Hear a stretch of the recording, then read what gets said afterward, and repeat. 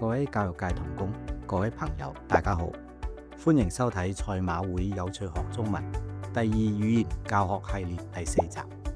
本集將探討如何有效提升非華語幼兒嘅語文能力，重點包括3方面。第一，理解語文知識同埋語文能力嘅分別。第二，掌握可理解性輸入同埋 I+1 原則喺教學入邊嘅應用。第三，我哋睇下如何設計教材同活動，將語文知識轉化為語文能力，幫助非華語幼兒喺生活中實際運用中文。首先，我哋先嚟理解語文知識同語文能力嘅分別。語文知識係指字、詞、句型嘅知識，亦即係我哋常講嘅語文基礎知識。呢啲就係老師喺學校入邊花咗唔少時間，而且好努力教導非華語幼兒嘅中文知識，例如詞語、句型，目的係希望學生學完呢啲語文基礎知識之後，日後能夠自己運用。而語文能力係指學生嘅聽說讀寫4方面能力，亦即係接收信息同埋表達信息嘅能力。我哋往往有咁樣嘅教學邏輯，就係學生要有語文能力之前，要有大量學習語文知識。換句話講，學生要先學習大量嘅字、詞、句，然後先能夠聽、能夠講同埋能夠讀寫。呢個諗法唔係錯嘅。正如我哋啱啱所講，老師教導大量嘅字詞，希望幼兒將來可以用到，但係幼兒未嚟得切應用之前，已經忘記咗。非華語幼兒學習字詞之後，遺忘率係好高，但華語生就會記得。唔通非華語幼兒唔夠努力？如果我哋仔細觀察嘅話，唔難發現非華語幼兒喺講中文時，並唔係每一個詞語、每一個句型都係老師教過嘅。點解講嘅句型佢哋會記得，而喺課堂中學習嘅句型，佢哋卻容易忘記？我哋可以從呢個情況睇到，非華語幼兒能夠講出嘅句型屬於語文能力，而喺課堂上所學嘅句型係屬於語文知識。語文知識如果冇用，即冇親身喺情景中聽過講過，就比較難轉化成為能力。我相信大家都會同意，我哋教幼兒學習語文嘅最終目的係學生可以喺生活同學習中運用中文，亦即係建立佢哋嘅語文能力。我哋作為老師，就係要幫助學生將語文知識轉化成為語文能力。但係現實卻係，幼兒學習語文知識唔會自動轉化成為語文能力，除非幼兒能夠喺學完之後立即應用。因此，老師喺備課時需要具備2大概念：一係教導學生語文知識；二係設計活動，讓語文知識能夠轉化成為語文能力。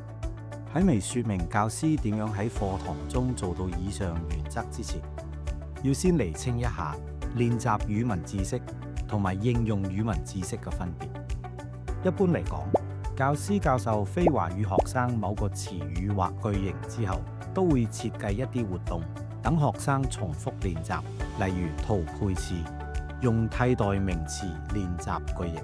呢種活動設計嘅特點係大多冇應用所學詞語同埋句型嘅情景，主要要求學生重複記憶所學嘅語文知識。呢種活動屬於練習語文知識。佢嘅特點係透過重複從而記憶。呢種記憶方式如果用於動作記憶會比較有效，但如果用喺知識記憶方面，效果未必預期明顯。德國心理學家艾賓浩斯有一項學習與記憶嘅研究，佢發現記憶學習嘅遺忘率如下：學習者會喺1小時之後遺忘56%嘅內容，1日之後會遺忘66%嘅內容。亦即係話，幼兒透過記憶學習語文知識，其實未能掌握大部分嘅內容。因此，老師需要喺幼兒學習語文知識之後，設計應用語文知識嘅練習活動，等學生可以立即運用所學嘅知識，將知識轉化成為語文能力。我哋用一個教學例子嚟說明點樣喺語文課程中設計應用語文知識嘅活動。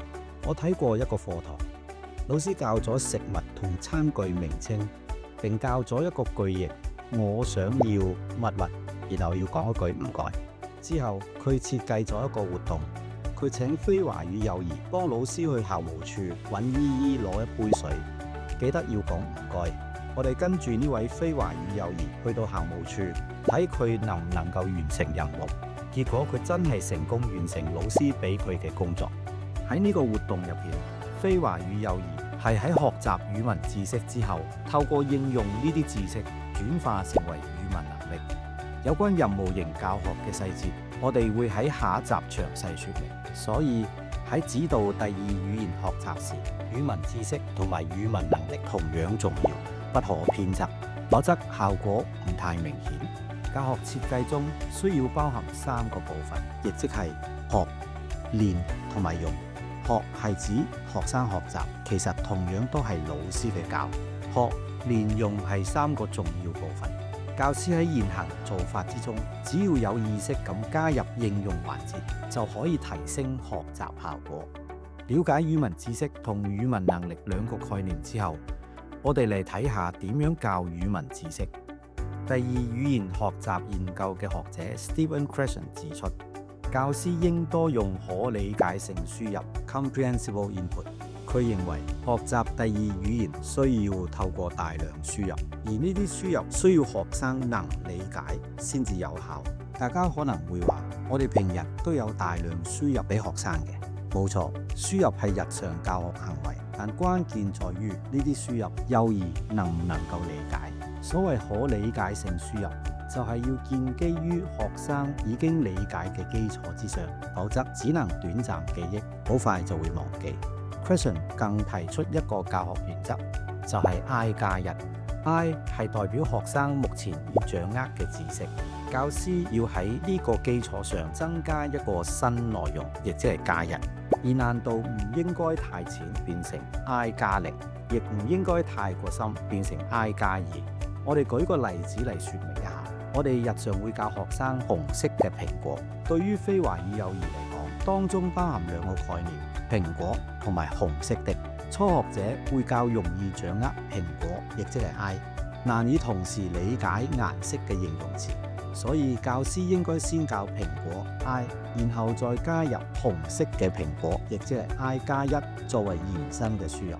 又如老師喺呢個月教幫助我們的人呢個主題，教咗某一個句型，而下個月教交通呢個主題時，又教另一個句型。學生喺呢2個句型所學嘅，佢哋無法連結，所以效果就唔會咁好。呢個時候 I+1 嘅教學原則可以幫到我哋。以交通主題為例，老師要教我同爸爸坐巴士去公園，可以先教我坐巴士，即係 I， 再加去公園 I+1， 最後再加我同爸爸呢個詞語落去。咁樣句型層層遞進，有助學生理解同吸收。所以老師喺教句型時，應該分析學生嘅 I 係乜嘢，再設計出合理嘅加1。呢個就係實踐可理解性輸入嘅關鍵。以下我哋請陳老師用具體嘅圖書教案嚟展示同說明第二語言教學如何喺課堂落實。大家好，又係我陳老師。每本文本故事圖書都係配合一本教學指引。以下嘅教語學活動都係以可理解性輸入同埋 I+1 嘅原則去推行。教師可以作為參考，按教學主題、內容同埋幼兒嘅能力作出調整。第一，提取心理詞彙，請幼兒講出心理詞彙，以圖畫同埋文字記錄，製成腦圖。第二，幼兒分享，請幼兒搜集資料返學校分享，老師會根據幼兒嘅能力引導提問，例如係邊個嚟㗎？喺邊度？做緊乜嘢呢？等等。第三，圖書角活動，認讀字卡，幼兒根據能力揾出圖書中相同嘅圖卡或者字詞卡，然後認讀。第四，第一次分享閱讀，第一次分享閱讀嘅問答討論，設計咗唔同程度嘅問題，當中包括開放式提問。第五，字詞學習，根據幼兒嘅能力提供唔同音節數量嘅字卡，等幼兒辨別。例如1個字、2個字、3個字或者4個字嘅字詞卡。第6，口語朗讀句式練習。句式分3層，包括 Level 1、Level 2同埋 Level 3。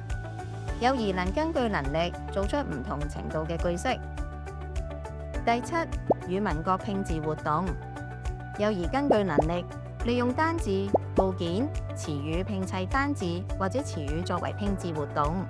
第8，重點朗讀。按幼兒班本嘅程度，只讀重點句式。第9，排列故事程序卡。幼兒按能力用口語或者書面語描述圖卡嘅內容。第10，朗讀文本故事。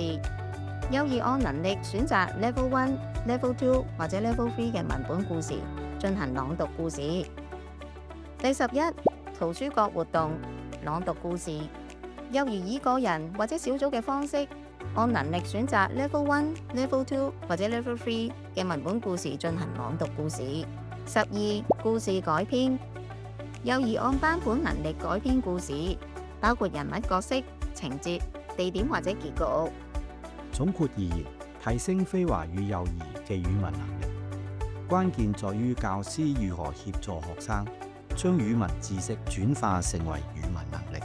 呢個需要透過有意識嘅教學設計，等學生喺已理解嘅基礎上學習新知識，亦即係 I+1，再配合即時應用嘅活動，將學過嘅詞語同句式真正內化融入生活。